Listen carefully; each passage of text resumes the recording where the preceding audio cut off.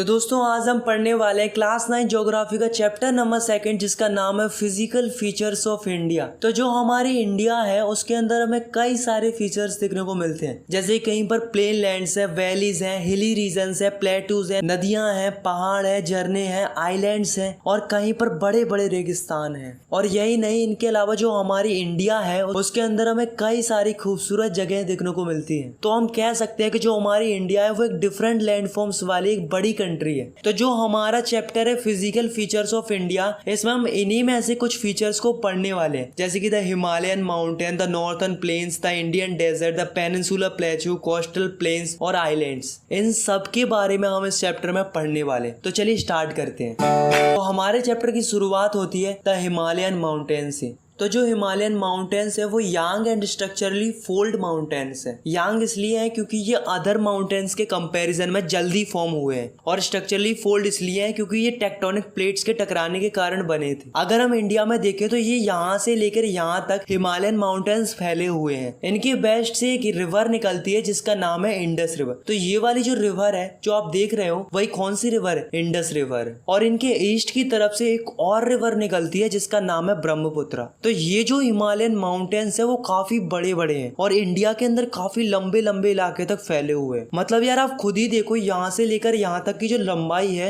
वो है 2400 kilometre.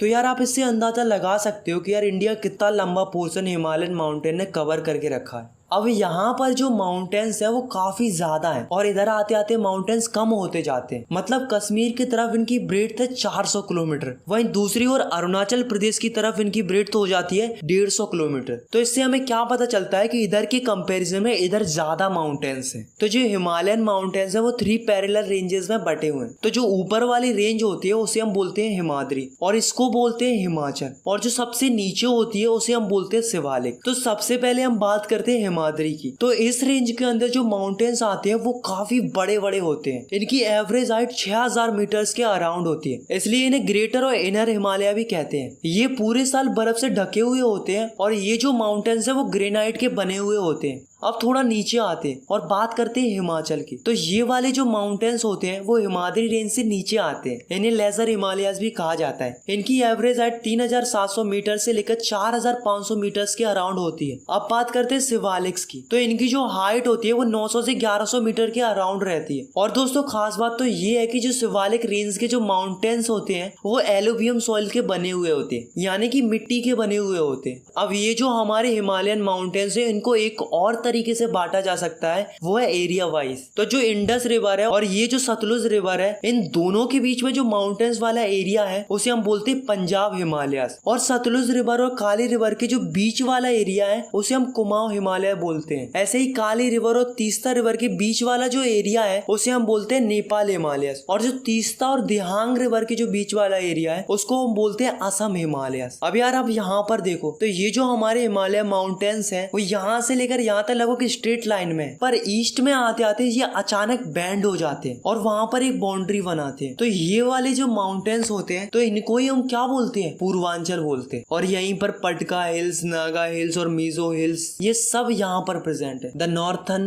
Plane. तो ये जो नॉर्थर्न प्लेन है वो 3 नदियों के कारण बना है, Ganga, Brahmaputra and Indus river. तो ये जो पूरा नॉर्थर्न प्लेन है वो एलुवियम सॉइल से बना हुआ है। यहाँ पर बारिश काफी अच्छी होती है जिसके कारण यहाँ पर फसल भी काफी अच्छी होती है। नॉर्थर्न प्लेन अप्रोक्सीमेटली 2400 किलोमीटर तक लंबा है और अप्रोक्सीमेटली 240 से 320 किलोमीटर तक चौड़ा है। तो ये जो नॉर्थर्न प्लेन्स है उसे हमने 3 पार्ट्स में डिवाइड करके रखा है। पहला है पंजाब प्लेन, दूसरा है गंगा प्लेन और तीसरा है ब्रह्मपुत्र प्लेन। तो दोस्तों आपको तो पता ही है कि यहाँ से इंडस रिवर निकलती है और इंडस रिवर निकलने के कारण ही यहाँ पर पंजाब प्लेन बना है। ऐसे ही गंगा प्लेन गंगा रिवर के निकलने के कारण से बना है और जो ब्रह्मपुत्र प्लेन है वो ब्रह्मपुत्र रिवर के निकलने के कारण से बना है। अब जो हमारा नॉर्थर्न प्लेन है उसको हम एक और तरीके से डिवाइड कर सकते हैं। तो वो कैसे कर सकते हैं, चलिए देखते हैं। तो जैसा कि आप सभी को पता ही है कि जो सबसे नीचे वाली जो माउंटेन रेंज होती है उसको हम क्या बोलते हैं? शिवालिक रेंज बोलते हैं। मतलब ये वाली जो रेंज होती है उसे हम शिवालिक रेंज बोलते हैं। अब जैसे ही शिवालिक रेंज खत्म होती है तो ये वाला जो रीजन होता है उसे हम भावर कहते हैं। अब इससे थोड़ा और नीचे आते हैं तो इस रीजन को बोलते हैं तेराई। अब इससे थोड़ा और नीचे आते हैं तो इसको बोलते हैं भांगर, और जो आखिरी बचता है उसको हम बोलते हैं खादर। तो जो भावर वाला रीजन होता है वो 6 से लेके 12 किलोमीटर तक चौड़ा होता है। भावर वाले रीजन में आपको कई सारे पत्थर देखने को मिल जाएंगे जिन्हें हम पेबल्स कहते हैं। अब जो तिराई वाला रीजन होता है वो काफी मैरसी रीजन होता है, मतलब कीचड़ वाला इलाका होता है और इस जगह पर काफी ज्यादा घने घने जंगल पाए जाते हैं। थर्ड है भांगर। तो ये वाला जो रीजन होता है वो एलुवियम सॉइल से बना हुआ होता है। ये नॉर्थर्न प्लेन का सबसे बड़ा वाला रीजन है। इस रीजन के अंदर आपको कई सारे छोटे छोटे पत्थर देखने को मिल जाएंगे जिनको हम कंकड़ कहते हैं। अब जो लास्ट बचा है खादर रीजन, वहां पर कोई भी कंकड़ और पत्थर जैसी चीजें देखने को नहीं मिलेंगी। वहां की जो जमीन है वो काफी ज्यादा फर्टाइल है, इसलिए जो खादर वाला रीजन है वो काफी ज्यादा अच्छा है खेती बाड़ी के लिए। The peninsular plateau. तो दोस्तों पहले तो ये समझ लो कि प्लेट्यू क्या होते हैं। तो प्लेट्यू ऐसी फ्लैट जमीन होती है, वो नॉर्मल लैंड के कंपैरिजन में ऊपर उठी हुई होती है। जैसे कि आप इस डायग्राम में देखो, यहाँ पर जो जमीन है वो नॉर्मल है और ये वाली जो जमीन है वो नॉर्मल लैंड से ऊपर की ओर उठी हुई है। तो इसको हम क्या बोलेंगे? प्लेट्यू बोलेंगे। अब मान लो ऐसी कोई जगह है जो 3 साइड से पानी से घिरी हुई है और एक साइड से जमीन से लगी हुई है, तो ऐसी जगह को हम क्या बोलते हैं? पेनिनसुला बोलते हैं। अब दोस्तों आपने एक चीज नोटिस की होगी कि जो हमारी इंडिया है उसका ये वाला जो पोर्शन, मतलब ये वाला जो पोर्शन है वो जमीन से ऊपर की ओर उठा हुआ है और 3 साइड से पानी से और एक साइड से जमीन से लगा हुआ है, इसलिए हम इसे क्या बोलते हैं? पेनिनसुला प्लेट्यू बोलते हैं। अब ये जो पेनिनसुला प्लेट्यू है इसके बीच से एक रिवर निकलती है जिसका नाम है नर्मदा रिवर। तो ये जो नर्मदा रिवर है इसके नॉर्थ में जो प्लेट्यू है उसे हम बोलते हैं सेंट्रल हाईलैंड्स, और जो नर्मदा रिवर के साउथ की तरफ है उसको हम बोलते हैं डेक्कन प्लेट्यू। मतलब जो हमारा पेनिनसुला है वो 2 पार्ट्स में डिवाइड है। अब जो नर्मदा रिवर है वो विंध्या रेंज और सतपुरा रेंज के बीच से बहती है। अब ये वाली जो जगह है यहाँ पर अरावली हिल्स है। अब दोस्तों बात करते हैं सेंट्रल हाईलैंड्स की। तो इसके अंदर 2 रिवर फ्लो करती हैं, पहली है चंबल और दूसरी है बेतवा रिवर, और इन दोनों रिवर की डायरेक्शन एक ही है, साउथ ईस्ट से लेकर नॉर्थ ईस्ट डायरेक्शन तक। अब जो सेंट्रल हाईलैंड्स है उनको भी 2 पार्ट्स में डिवाइड किया गया है। इनके वेस्ट वाले पार्ट को मालवा प्लेट्यू कहते हैं और ईस्ट वाले पार्ट को हम छोटा नागपुर प्लेट्यू कहते हैं। अब दोस्तों बात करते हैं डेक्कन प्लेट्यू। तो ये जो डेक्कन प्लेट्यू है उसके वेस्टर्न एंड पर वेस्टर्न घाट है और इसके ईस्टर्न एंड पर ईस्टर्न घाट है। अब जो वेस्टर्न घाट है वो ज्यादा ऊंचे हैं ईस्टर्न घाट से। वेस्टर्न घाट की जो हाइट है वो करीब करीब 900 से 1600 मीटर्स के अराउंड होती है। वहीं दूसरी ओर जो ईस्टर्न घाट है उनकी हाइट 600 मीटर्स के अराउंड होती है। अब यार आप खुद ही सोचो, अगर यहाँ की हाइट ज्यादा होगी और दूसरी ओर यहाँ की हाइट कम होगी तो डेक्कन प्लेट्यू की जितनी भी रिवर्स हैं वो हाइट टू लो फ्लो करेंगी। मतलब हाइट के कारण जो रिवर्स हैं वो वेस्टर्न घाट से ईस्टर्न घाट की तरफ बहती है। The Indian desert. तो ये जो अरावली हिल्स हैं इनकी वेस्टर्न साइड की तरफ अगर हम जाते हैं तो यहाँ पर हमें क्या मिलता है? द ग्रेट इंडियन डेजर्ट, जिसे हम थार डेजर्ट भी कहते हैं। तो ये जो डेजर्ट है वो काफी बड़ा है और इंडिया के अंदर काफी बड़ा इलाका कवर करके रखा है। यहाँ पर हमें चारों तरफ रेत ही रेत दिखाई देती है। और गाइस जैसा कि आप सभी को पता ही है कि रेगिस्तान के अंदर कम ही बरसात होती है, ठीक उसी प्रकार थार डेजर्ट में भी काफी कम बरसात होती है। अप्रोक्सीमेटली 150 mm बरसात होती है पूरे साल के अंदर। यहाँ पर एकमात्र ही बड़ी रिवर है जिसका नाम है लूनी।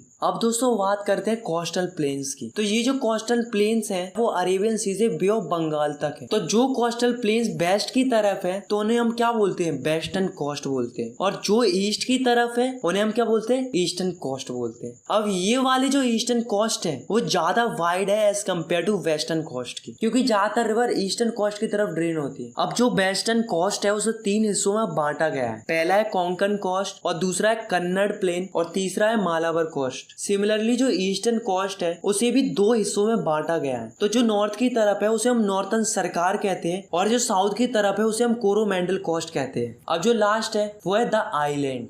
तो जो इंडिया है उसके 2 ग्रुप्स ऑफ आइलैंड है। तो जो फर्स्ट आइलैंड ग्रुप है वो है लक्षद्वीप आइलैंड जो कि अरेबियन सी के अंदर है, और दूसरा आइलैंड ग्रुप है वो है Andaman and Nicobar island group जो कि वे ऑफ बंगाल में लोकेटेड है। तो पहले हम बात करते हैं लक्षद्वीप आइलैंड्स की। तो ये वाले जो आइलैंड्स होते हैं इनका नाम पहले लेकाडाइप, मिनीकॉय, अमिनडीबी था, पर बाद में 1973 में इन सब आइलैंड्स का नाम बदलकर लक्षद्वीप आइलैंड्स कर दिया गया। लक्षद्वीप आइलैंड्स का टोटल ज्योग्राफिकल एरिया है 32 स्क्वायर किलोमीटर और जो लक्षद्वीप आइलैंड की जो कैपिटल है वो है कावारत्ती। अब बात करते हैं अंडमान एंड निकोबार आइलैंड्स की। अब जो आइलैंड्स नॉर्थ की तरफ है उन्हें हम बोलते हैं अंडमान आइलैंड्स और जो आइलैंड्स साउथ की तरफ है उन्हें हम बोलते हैं निकोबार आइलैंड्स। तो जो अंडमान एंड निकोबार आइलैंड्स है वहां पर काफी ज्यादा घने घने जंगल पाए जाते हैं। और तो और दोस्तों यहाँ पर एक ऐसा आइलैंड भी है जहाँ पर आज भी एक एक्टिव वोल्केनो है। तो जो हमारे फीचर्स हैं इंडिया के वो काफी ज्यादा रोल प्ले करते हैं हमारे लिए। जैसे कि जो प्लेटू होते हैं उनसे हमें काफी सारे मिनरल्स मिलते हैं, और जो हमारे हिमालयन माउंटेन्स है वो हमें प्रोटेक्ट करते हैं ड्राई और कोल्ड विंड से, और जो हमारे नॉर्थन प्लेन्स है वहां पर काफी अच्छी